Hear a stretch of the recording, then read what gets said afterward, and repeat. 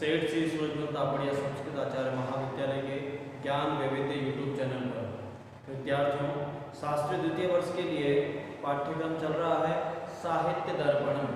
साहित्य दर्पणम में षष्ठम परिच्छेद हमारे लिए चल रहा है। षष्ठम परिच्छेद में हम लोग रूपकों के भेद के बारे में पढ़ रहे हैं, जिसमें हम लोग नाटक, प्रकरण, भाण, इहामृग, अंक, विधि, व्यायोग आदि के बारे में पढ़ चुके हैं। विधि जो है उसके विधि के जो अंग हैं 13, उन अंगों के बारे में हम विवेचन कर रहे थे। उस विधि के 13 अंग जो हैं उनमें से हम 9 अंगों के बारे में पढ़ चुके हैं। आज हम यहाँ पर 10वां अंग, इसका नाम है नालिका, उसे हम पढ़ने जा रहे हैं। देखिए, प्रहेलिकैः हास्येन युक्ति, प्रहेलिकैः हास्येन युक्ता भवति नालिका। जहाँ पर पहेलियाँ बुझाई जाती हो, उसे हास परिहास युक्त जो पहेलियाँ होती हैं उसे यहाँ पर कहा नालिका के रूप में। उदाहरण भी यहाँ पर इन्हें दिया, यथा रत्नावल्याम, जिस प्रकार से रत्नावली में कहा सुसंगता जो है। पहली का अभिप्राय भी इन्हें दिया कि एक ऐसे उत्तर का अभिप्राय जिसको कोई छिपाई गई ही प्रतीत होता हो। पहली से अर्थात ऐसे कोई अभिप्राय जिसको छुपाया हुआ हो, जैसे कि तुम सुसंगता कह रही सखी, जिसके लिए तू यहाँ आई है वह यही विराजमान है, ऐसा सुसंगता ने रत्नावली के लिए कहा। तो जो रत्नावली है सागरिका, वो कह रही है किसके लिए मैं यहाँ आई हूँ? तब सुसंगता ने कहा कि अरे इस चित्र फलक की बात मैं कर रही हूँ। ऐसा जो वहाँ पर प्रकरण जो विषय दिखाया गया उसको यहाँ पर नालिका के रूप में समझाया गया कि सुसंगता ने सागरिका के साथ जिस प्रकार से हास परिहास के लिए जो शब्द प्रयुक्त किए, या जिस प्रकार से उसको थोड़ा सा हंसाने के लिए, उसको थोड़ा सा परेशान करने के लिए इस प्रकार से कहा, उसे यहाँ पर प्रहेलिका के रूप में कि अरे सखी, तो जिसके लिए यहाँ पर आई है वो तो पहले से यहाँ विराजमान है। अर्थात वो किसके लिए आई? वहाँ राजा उदयन के लिए, तो वो यहाँ पहले से विराजमान है, ऐसा उसने कहा। तो उसने कहा मैं यहाँ किसके लिए आई हूँ? तो उसने कहा कि तुम इस चित्रफलक के लिए तो आई हो, ये चित्रफलक ये रहा, और उस चित्रफलक में क्या है? उदयन की तस्वीर बनी हुई है। तो उसे यहाँ पर कहा गया नालिका। अब आगे कहा असत प्रलापो। असत प्रलाप जो है 11वें नंबर पे उसको बताया। असत प्रलापो यद्वाक्यम संबंधम तदोत्तरम असंघेयतोपि मूर्खस्य पुरो यच्च हितं वच। अब असत प्रलाप के लिए कहा असंबंध वाक्य अथवा उत्तर को साथ साथ समझने वाले व्यक्ति के लिए हितकारक वचनों उपन्यास जो है उसे असत प्रलाप कहते हैं। असंबंध हो या उत्तर को साथ ही साथ समझने वाले जो व्यक्ति है, उस व्यक्ति के लिए जो हितकारक वचनों में उपन्यास किया गया है उसे यहाँ पर कहते हैं असत प्रलाप। देखिए, इसका उदाहरण इन्हें दिया है प्रभावती का, जो विश्वनाथ की स्वयं की कृति है प्रभावती, उसका उदाहरण दिया इन्हें। प्रद्युम्न जो है वो कह रहा है सहकार वल्लीम अवलोक्य सानंदम, सहकार वल्ली को देख करके आनंद साथ कह रहा है अहो कथम यहैव अतिकुल मंचुल केश परिमल बहला रसवहा तन्वी किसलय पेशल पाणी कोकिल कल भाषणी प्रियतमा में। अहो, तो ये क्या यही मेरी वह अलिकुल मंजल केशनी, केशी अर्थात भ्रमों की जो भंवरे हैं उनकी भांति काले काले जो केशों वाली है, और परिमल बहुला अर्थात रति परिमल से भरी, वहा वहा रसा वहा अर्थात आनंद देने वाली, तन्वी अर्थात युवती, किसलय अर्थात पल्लव पल कोमल हाथ वाले, जो कि किसलय अर्थात बहुत कोमल हस्तों वाली जो है, और कोकिल की भांति जो मीठे स्वर वाली है, ऐसी ये मेरी प्रियतमा है। इस प्रकार यहाँ असंबंध उत्तर रूप में असत प्रलाप का जो दृष्टांत ढूंढा गया है उसे यहाँ पर असत प्रलाप का निदर्शन कहा गया है। और वेणी समाहार में भी दुर्योधन के प्रति जो गांधारी का वाक्य है वो भी यहाँ पर असत प्रलाप के रूप में देखा जा सकता है। आगे का व्यवहार जो 12वां है उसका नाम है व्यवहार। 12वां जो विधियंग है उसका नाम व्यवहार। उसके लिए बताया व्यवहारो यद परस्यार्थे हास्य क्षोभकरम वचः। लाभार्थ जो दूसरे के लाभार्थ हास्यजनक अथवा शोभकारक कारक वचन का विन्यास करना जो है उसे कहा यहाँ पर व्यवहार। दूसरे के लाभार्थ हास्यजनक और शोभकारक जो वचन विन्यास है उसे कहा यहाँ पर व्यवहार। उदाहरण दिए यहाँ पर मालविकाग्निमित्रम कालिदास का नाटक है। कालिदास के 3 नाटक हैं, अभिज्ञान शाकुंतलम, विक्रम और वशीयम और मालविकाग्निमित्रम। तो यहाँ पर मालविकाग्निमित्रम जो है उसका उदाहरण दिया गया है लास्य प्रयोगावसाने मालविका निर्गतुम इच्छति। नृत्य प्रयोग के बाद जो है मालविका जो है बाहर जाना चाहती है। उस समय पर विदूषक बोलता है मादाव उपदेश को संबुद्धा गमिष्यसि। विदूषक कह रहा है कि मत जाओ, आचार्य की शिक्षा से शुद्ध होकर जाना। तो गणदास जो है वो गणदास विदूषक के लिए कह रहा है आर्य उच्चताम यत् त्वया क्रम भेदो लक्षिता। आर्य आपने जो क्रम भेद देखा है उसे कहिए। तो विदूषक कह रहा है पहले ब्राह्मण पूजा होती है, उसने उल्लंघन किया है। इस प्रकार नायक को विशुद्ध नायिका दिखलाने के बहाने हास एवं शोभकारी वाक्य का प्रयोग होने से यहाँ पर व्यापार नामक विध्यंग है। अर्थात यहाँ पर नायक को विशुद्ध नायिका दिखलाने के लिए विशुद्ध अर्थात बहुत ज़्यादा शुद्ध अर्थात सब प्रकार से संस्कारों से युक्त दिखाने के लिए हास और क्षोभ रूपी वचन का विन्यास विदूषक के द्वारा जो किया गया है उसे यहाँ पर व्यवहार रूप में कहा गया है। आगे है मर्दव। मर्दव नामक जो अंतिम विधियंग है उसके लिए बताया दोषा गुणा गुणा दोषा यत्र स्युः मर्दवम हिततः। कहा गया दोष गुण बन जाए और गुण दोष बन जाए जिस जगह पर, वैसे विधियंग को क्या कहते हैं मर्दव या मार्दव। गुण जो है दोष जो है गुण बन जाए और गुण दोष बन जाए, विपरीत हो जाए, तो वैसी स्थिति को क्या कहेंगे मर्दव या मार्दव। जैसे क्रमेण यथा प्रिय जीवितता कार्ये निसंशेष कृतज्ञता भूयस्त्वदर्शनाभेय ममैति गुणानां गते। अब यहाँ पर क्रमशः उदाहरण देते हैं। दोषों की गुणता का उदाहरण यहाँ पर दिया। दोष जो है गुण बन जाएंगे उसका उदाहरण दिया। प्रिय इत्यादि। हे प्रिय, अपने वियोग के समय जीवन धारण करना, क्रूरता, स्नेहहीनता एवं कृतज्ञता मेरे से दोष पुनः आपके दर्शन में ही गुण बन गए।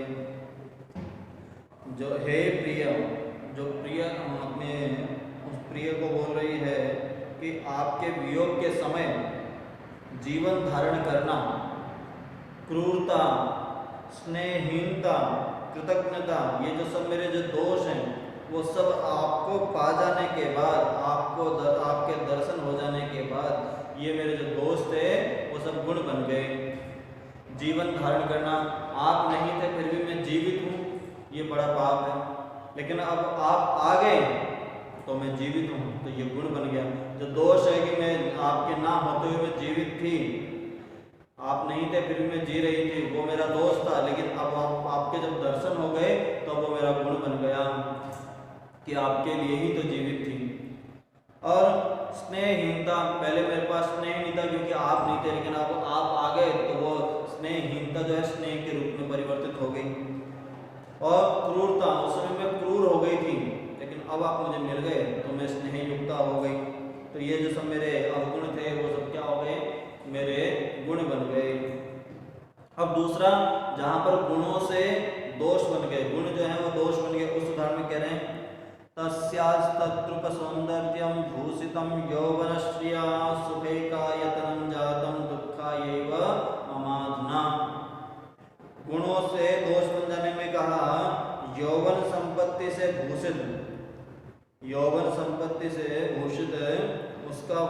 रूप सौंदर्य जो संयोग में सुख का एकमात्र स्थान था, इस समय मेरे लिए दुखकर हो गया। यौवन संपत्ति से भूषित जब वो युवती थी, तब यौवन से सुंदर रूप सौंदर्य और जो संभोग से सुख का एकमात्र स्थान था, जो वो गुण, वो अब क्या हो गया, इस समय मेरे लिए दुखकर बन गया है। पहले वो गुण था, लेकिन अब उसको, पहले उसके पास जाना मुझे अच्छा लगता था और अब वो मेरे लिए दोष रूप में सिद्ध हो रहा है, इसलिए वो गुण दोष के रूप में आ गया। तो इसको कहा मर्दव या मार्दव। ठीक है, तो ये विधि के अंग जो थे वो हमारे 13 अंगों के बारे में हम पढ़ चुके हैं। उसमें से जो पहले थे उद्घात्यक और अवलगित, उनके बारे में पहले पताका और आमुख में बता चुके हैं। उसके अलावा जो प्रपंच, त्रिगुण आदि जो हमारे बाकी 11 जो विधि अंग हैं, उनके बारे में हम बता चुके हैं। अब आगे हम वापस रूपक के भेद वाला जो विषय था उस पर ही चलते हैं, क्योंकि हमने जो विधि नामक जब रूपक का भेद पढ़ा तो उस विधि के अंगों के बारे में भी बताना जरूरी था। अब वापस हम रूपक के भेद में चलते हैं।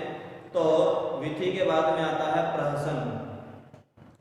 जो अगला रूपक भेद है उसका नाम है प्रहसन। प्रहसन के लिए पढ़ते हैं, उसके लिए क्या जरूरी है, प्रहसन का किस प्रकार से कार्य व्यापार, किस प्रकार का इतिवृत्त होता है, उसके बारे में हम जानते हैं। भाणवद संधि संध्यंग्य लास्यं ज्ञान विनिर्मितम भवेत् प्रहसनं वृत्तम निदान्याम कविकल्पितम। जो प्रहसन बताया उसमें बताया कि संधि के अंग, लास्यांग और अंक की रचना जो है वो भाण की तरह ही होगी। प्रहसन में जो संधि है, संधि के अंग हैं, जो लास्यांग है वो सबके, और अंक की जो निर्माण है, अंक रचना जो है वो सब भाण की तरह ही होंगे।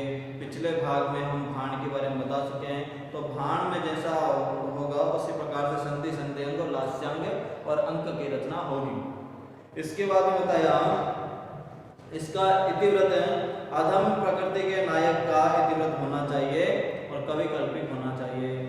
जैसे कि नाटक जो है उसका नायक कैसा होगा, उत्तम कोटि का, और इसका नायक कैसा होगा, अधम कोटि का। अधम कोटि का नायक होना चाहिए और इतिवृत्त होना चाहिए। इतिवृत्त जो है वो कवि कल्पित हो सकता है। प्रहसन अत्र नारभटी नापि विस्कंपक प्रवेशकौ अंगी हास्यस्तत्र विच्छिन्यानां स्थितिर नवा। अब इसमें आरवटी वृत्ति जो है वो नहीं होगी, ना ही विस्कंपक प्रवेशक होगा। और प्रहसन का जो अंगी रस है, प्रहसन अर्थात हास्य उत्पन्न करना, तो प्रहसन का अंगी रस स्वतः ही अपने आप में हास्य रस वहां पर अंगी रस में प्रधान रस के रूप में रहेगा। और वित्तियों की जो योजना है वो ऐच्छिक है, अनिवार्य नहीं। जो विधि के अंग बताए हैं इनकी अगर आपको जरूरत पड़ती है तो आप वहां पर प्रयोग कर सकते हैं, क्योंकि कई जगह पर हास परिहास के लिए वित्तियों बताए ना, तो उस प्रकार से आपको अगर ऐच्छिक लगते हैं तो आप वित्तियों को भी नियोजित कर सकते हैं प्रहसन में, अनिवार्य रूप से नहीं है। तो प्रहसन के लिए यहाँ पर जो प्रहसन है उसके लिए यहाँ पर बताया कि प्रहसन शुद्ध प्रहसन कहा जाता। प्रहसन के लिए बताया तपस्वी भगवत प्रवृत्ति तत्व नायक एको यत्र भवे दृष्टो हास्यम तद शुद्धम उच्यते।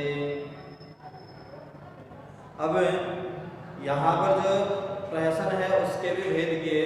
प्रहसन का किया, एक तो शुद्ध प्रहसन, दूसरा किया संकीर्ण प्रहसन। अब इन दोनों में देखिए भेद क्या है। शुद्ध प्रहसन कहा कि तपस्वी भगवत प्रवृत्ति तत्र नायकः, जहाँ पर तपस्वी, सन्यासी, ब्राह्मण श्रेणी के जो व्यक्ति नायक होंगे तो वहाँ पर जो है शुद्ध प्रहसन के रूप में जाना जाएगा। जैसे कि आप देखिए भगवत अज्जुकीयम एक प्रहसन है, उस प्रहसन में जो बौद्ध भिक्षुक जो है वो ब्राह्मण के रूप में वो उसके अंदर नायक रूप में रहता है। तो वैसा नाटक जो होगा उसको, वैसा जो प्रहसन होगा उसको क्या मानेंगे, शुद्ध प्रहसन। और दूसरा जहाँ नायक दृष्ट होता है, आश्रित कंसन जन्म संकीर्णमिति तद्विति। और संकीर्ण प्रहसन किसे कहेंगे? जहाँ नायक दृष्ट होता है उस प्रहसन को शुद्ध तथा किसी सामान्य जन को आश्रय कर बनाए गए प्रहसन को संकीर्ण प्रहसन कहा जाता है। तो अब जहाँ पर दृष्ट नायक हो या सामान्य जन किसी नायक के रूप में रहे तो वैसे को क्या कहेंगे? उसे कहेंगे हम संकीर्ण प्रहसन के रूप में। संकीर्ण मतलब मिश्रित है, कहीं पर दृष्ट है और जो सामान्य जन है ऐसा नायक यहाँ पर होगा। लेकिन अंतर क्या है? शुद्ध प्रहसन जहाँ पर तपस्वी ब्राह्मण सन्यासी आदि के बारे में बताया जाए वो होगा शुद्ध प्रहसन, और जो दूसरा संकीर्ण प्रहसन जहाँ पर सामान्य जन या दृष्ट व्यक्ति के बारे में नायक के रूप में रहे तो वहाँ पर होगा संकीर्ण प्रहसन। अब देखिए संकीर्ण प्रहसन के रूप में यहाँ पर बताया धूर्त चरितम, ठीक है। जहाँ पर संकीर्ण प्रहसन होगा उसके लिए बताया धूर्त चरितम। और जिस प्रकार से बताया शुद्ध प्रहसन बताया उसके लिए उदाहरण दिया इनने कंदर्प केली। कंदर्प केली नामक जो प्रहसन है वो कैसा है? वो एक प्रकार का क्या है आपका यहाँ पर कि शुद्ध प्रहसन के रूप में है। अब बताया वृत्तम बहुनां दृष्टानां संकीर्णं केचित् चिरे तद पुनः भवति द्वयम् अंक वेतांकं निर्मितं यथा लटक मेलकमिति। अब कतिपय नाट्याचार्यों ने, कुछ नाट्याचार्यों ने प्रहसन को संकीर्ण प्रहसन कहा जिसमें कई दृष्ट नायक हों, एक नायक नहीं कई सारे दृष्ट नायक हों, उनका चित्रण किया जाए और वो एक अंक से दो अंक में भी विभाजित हो, ऐसा प्रहसन जहाँ होगा उसे कहेंगे, उसे संकीर्ण प्रहसन मानेंगे। लेकिन उसमें नायक एक नहीं कई सारे नायक हों, दृष्ट नायक नहीं हो कई सारे हों, वैसा उदाहरण के रूप में दिया लटक मेलकम। तो संकीर्ण प्रहसन में यहाँ पर भरत मुनि ने भी कहा मुनिसस्त्वाह वैश्या चेट नपुंसक विटधुर्ता बंदकी च यत्रस्यु अविकृत वेश परीक्षद चेष्टीकरणम तो संकीर्णम। संकीर्ण के बारे में बताया कि भरत मुनि ने बताया कि संकीर्ण जो प्रहसन है वो किस प्रकार का हो। उसमें वैश्या विट चेट बंदकी नपुंसक और विदूषक आदि का चित्रण रहा करता है और इनकी वेशभूषा प्रवृत्ति चेष्टा अविकल अनुकरण किया करते हैं, अर्थात जैसा उनका बनावट या जैसा उनका पात्र है उस प्रकार की वेशभूषाओं के द्वारा वो अपने आप को बताया करते हैं। आगे कहा विकृतम तो विदुर्यत्र संडक कंचुकी तापसा भुजंग चारण भट्ट प्रवर्ते वेशवाक्युता। इसके अतिरिक्त विकृत प्रहसन वह प्रहसन है, इसमें प्रहसन का और एक प्रकार बताया जो विकृत प्रहसन है उसमें कहा जिसमें नपुंसक कंचुकी तपस्वी लोग भुजंग चारण और भट्ट अर्थात योद्धा आदि लोगों का की वेशभूषा और बोलचाल का अनुकरण किया जाए, वहाँ पर होगा विकृत प्रहसन। जहाँ पर नपुंसक कंचुकी या तपस्वी लोग भुजंग चारण भट्ट आदि जो योद्धा आदि लोगों की वेशभूषा या बोलचाल का अनुकरण करें उसे यहाँ पर कहेंगे आपका विकृत प्रहसन। तो भरत मुनि ने भी जो तीसरा जो बताया गया है विकृत प्रहसन उसको उन्होंने नहीं माना, उसका निरूपण उन्होंने नहीं किया, क्योंकि उनके अनुसार जो द्वितीय प्रहसन जो है उसी में इसका समावेश हो जाता है। इसीलिए भरत मुनि के अनुसार भी जो प्रहसन है वो मुख्य रूप से दो ही हैं, शुद्ध प्रहसन और संकीर्ण प्रहसन। लेकिन कुछ नाट्याचार्यों ने तीसरा जो है विकृत प्रहसन इसको भी माना है, लेकिन जो विकृत प्रहसन में है इनको भरत मुनि द्वितीय जो है संकीर्ण प्रहसन उसमें ही मान लेते हैं। अब आगे यहाँ तक आपका जो नाटक आदि जो आपके रूपक के भेद बताए थे उन रूपक के भेदों का विवरण आज यहाँ पर समाप्त होता है। देखिए एक बार मैं रूपकों के नाम वापस आपको बताता हूँ। नाटक, भाण, इहामृग, अंक, विधि, व्यायोग, समवकार, डिमा, प्रकरण और ये प्रहसन। इस प्रकार से आपके 10 रूपक होते हैं। नाटक, भाण, प्रकरण, इहामृग, अंक, विधि, व्यायोग, समवकार, डिमा, इहामृग और ये प्रहसन, आपके 10 प्रहसन होते हैं।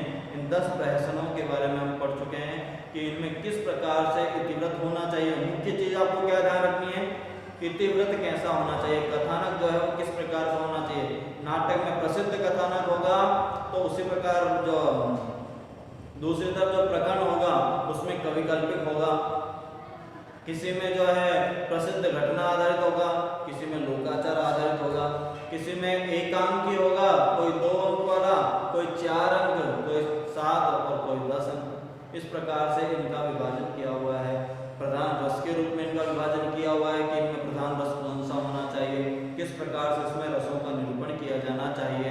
तो ये सब चीजें हमें इसमें रूपकों में ध्यान रखनी है। उदाहरण भी दिए हुए इसमें कि किस प्रकार से नाटक आदि के रूप में आप देख सकते हैं, जैसे उत्तर रामचरितम, अभिज्ञान शाकुंतलम। अगर आप प्रकरण के रूप में देखना चाहें तो आप देख सकते हैं मृच्छकटिकम, और आप अगर व्यायोग के रूप में देखना चाहें तो आप देख सकते हैं मध्यम व्यायोग। प्रहसन के रूप में देखना चाहें तो यहाँ पर भी नाम होता है आपको कंदर्प केली, लटक मेलकम, भगवत अज्जुकियम। बोधायन कृत भगवत अज्जुकियम जो है वो हास्य प्रधान नाटकों में सर्वश्रेष्ठ नाटक है। जिस प्रकार से करुण रस प्रधान नाटक जो है वो उत्तर रामचरितम को देखा जाता है, उसी प्रकार से हास्य प्रधान नाटकों में अगर किसी का नाम सबसे पहले आता है तो वह है बोधायन कृत भगवत अज्जुकियम। तो आज के लिए इतना ही। अगले भाग में हम आगे पढ़ेंगे उपरूपकों के भेदों के बारे में। जिस प्रकार से रूपक 10 होते हैं वैसे ही उपरूपक जो हैं वो 18 उपरूपक होते हैं, 18 उपरूपक होते हैं, उनके बारे में हम आगे पढ़ेंगे। आज के लिए इतना ही, धन्यवाद।